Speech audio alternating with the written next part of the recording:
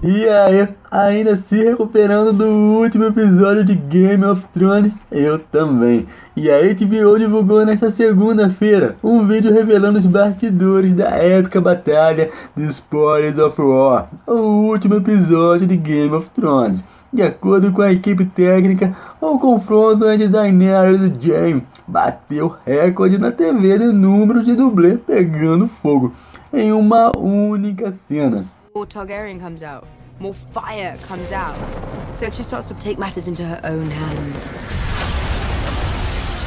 A batalha de Spoilers of War, o quarto episódio da sétima temporada de Game of Thrones, deixou todo mundo de cara com a grandiosidade. E a HBO resolveu aí divulgar um vídeo mostrando como foi feita a cena mais épica da série. No vídeo, a produtora executiva da série, Bernay Caulfield, conta que a cena foi ainda mais grandiosa que a Batalha dos Bastardos, da sexta temporada. E olha que ela foi bem mais curta, hein?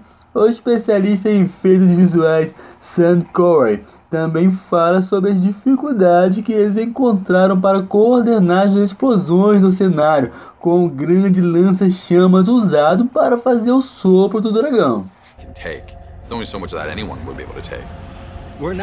Com 20 pessoas incendiadas ao mesmo tempo durante a cena em que Daenerys Targaryen coloca Drogo para destruir o exército liderado por Jaime Lannister, a HBO conseguiu ter o maior número de dublês pegando fogo em qualquer produção já feita em Hollywood.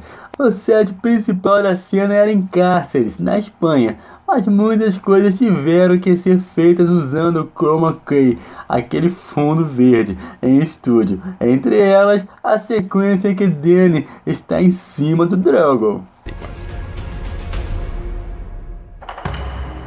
É uma pena que esse episódio foi tão rápido. Com 50 minutos de duração, o quarto episódio da sétima temporada de Game of Thrones foi um dos mais curtos da história da série, e o mais curto da temporada. Não esperava, até porque os últimos segundos foram eletrizantes demais. Fomos deixados com o susto de Jaime quase sendo morto e o suspense de vê-lo sendo salvo por um homem desconhecido até o momento. O nome do próximo episódio será Blood of Dragon. Preocupante, mas seguimos ansiosos para a semana que vem. E lembrando que Game of Thrones volta no próximo domingo, dia 13, às 22 horas na HBO e HBO Go. Bom, até a próxima. Unburnt elements are partial burnt elements. There's so many stages to consider, but it's definitely a hell of a lot more fun when it gets into the bloody battle. We have a dye that we're using, which is an eco-friendly dye, which dyes things black to make it look very charred and burnt. And we're using several forms of ash as well to dress in and make it all look authentic, along with charcoal and stuff like that. Maybe when you're watching it, it doesn't necessarily stand out, and that means we've done our job, because people just accept this is the world and that's the environment. We are the front line of defense, and detail is our job, so we're very happy about it. When I get to a sequence like the one we're doing right now, I take a deep breath and go, oh boy, that is going to be a lot of work. We had every toy you could possibly imagine in the making of it. We had 4 cameras most of the time. Sometimes we had up to 7 or 8 cameras. We've gone through 3 different tracking vehicles for different purposes on this. We've got basically a souped-up pickup truck with really good suspension for our charges, Dothraki charges and what have you. We've got another electric vehicle called a shadow tracker, and we've got a jib arm on that. And then finally, we've got basically a souped-up dune buggy with a stabilized head on it that takes all the bounce out and gives us a nice, steady, smooth shot to use over the particularly rough terrain. We needed to sell speed, and we needed to shoot elaborate dragon points of view. To do those kinds of shots, we're relying on 2 different camera platforms. One is what's called Spider Cam. This is basically a camera rigged to a cable run between 2 construction cranes, and they can move the camera very quickly from one end to the other, and the camera can go about 70 miles per hour. We also used a company called Flycam, which is like a souped-up drone. It's like a small helicopter. They were also able to go very fast and have a much more solid image to be able to work with than you would get from a traditional drone. So we can fly over things safely and and also have interactive effect on the ground and capture all those elements that will have a dragon either in front of the lens or above the lens. The battle is going to rely very heavily on visual effects at the end of the day. There's a lot of different beats to the attack. Sort of like cowboys and Indians and fire-breathing dragons all rolled up into one. There's Drogon breathing lots of fire, setting lots of things and people on fire. To give an idea, in season 6, which was our biggest season up to that point, we had 11 shots that featured Amelia riding the dragon. In the loot train, we have over 80. It's very new ground that we're trying to figure out. This dragon who's, 100 feet up in the air, who breathes fire of a column of 30 feet wide, that you're like, okay, how the hell are you going to do that? You've got Amelia on the back of a motion base that's animated to fly in concert with the animation on the dragon. So that the thing she's moving on is moving around as if she was really riding on Drogon, but in a stage in Belfast in front of green screen. So being on this theme park ride, which is kind of what it is, and you're strapped in, then looking like you are controlling it, when there's so much going on, you just got to harness every single bit of imagination you have and just use it. I mean, can you even imagine being on the back of a reptile that's breathing fire at your command? That's huge.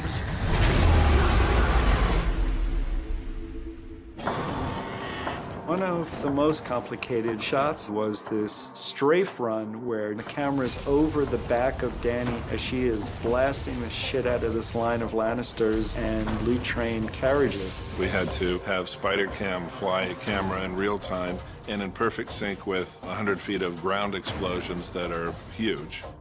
Sam is our effects guru, and he's kind of a madman in the best possible way. And, one of his responsibilities is setting things on fire. Which he's really good at. The strafe run was 150 feet long and it had 15 rows of charges. We tested it in Madrid back in August. We only tested a short section of it, minus the cuts, because we were still making those.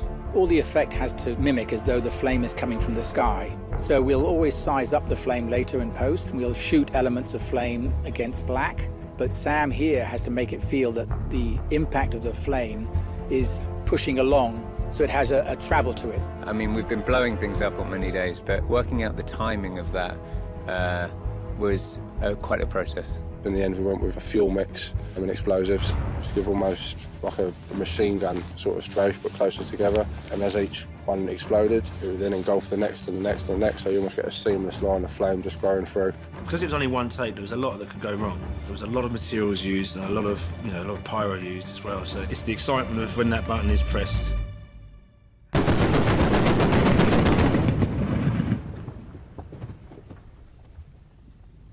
It's the euphoria you feel afterwards. Knowing the hard work that's involved, it all comes to that point. That's the prize, that's the excitement, that's the reason.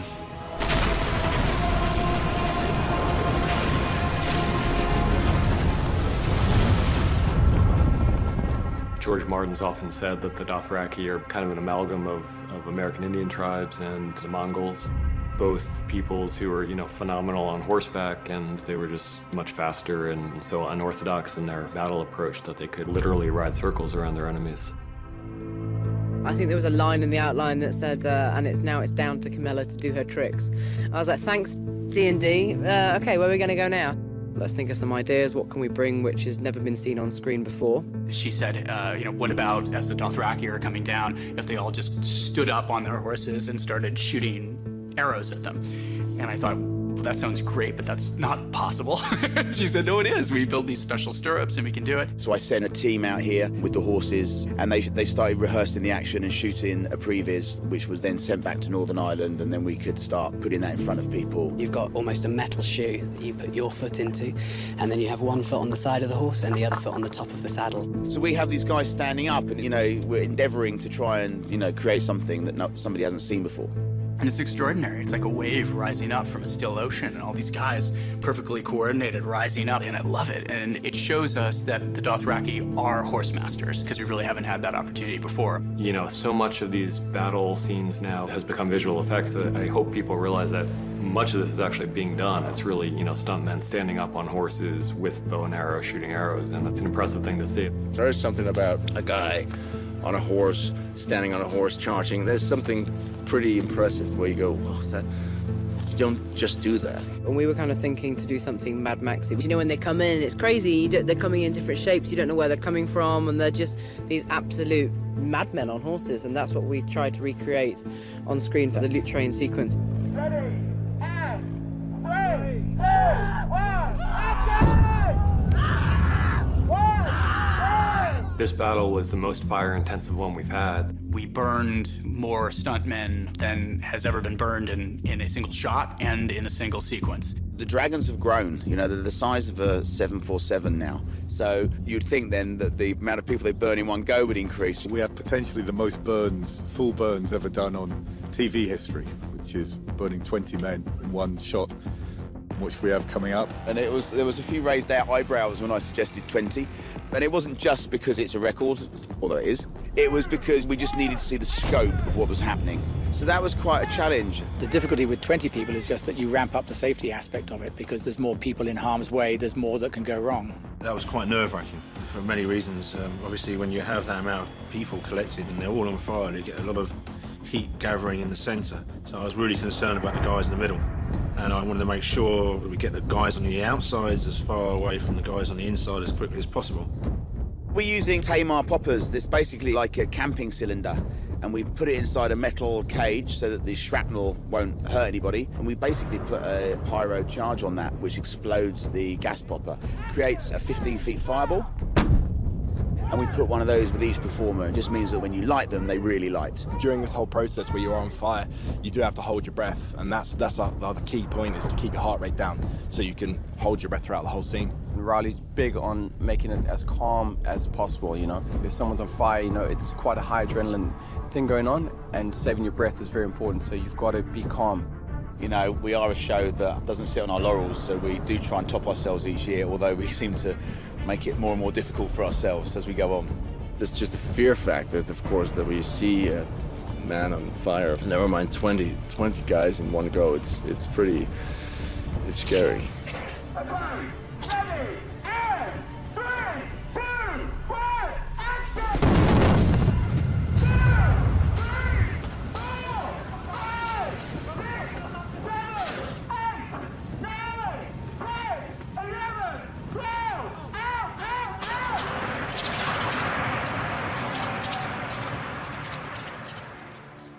You know, when we start making these huge battles, it's so hard to imagine that we're ever going to finish because there's so many moving pieces, but it's ultimately just, you know, one shot at a time and figuring it out from there. The cameras and the actors and stunts, and it was very much an all hands on deck sequence as much as we've ever had, and everybody did an excellent job of fitting all the puzzle pieces together.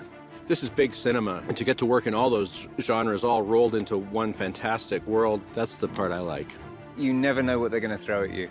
You know, last year we completed Battle of the Bastards, and it was like, oh yeah, how about this year? So it's good. They always up the ante, and I love that.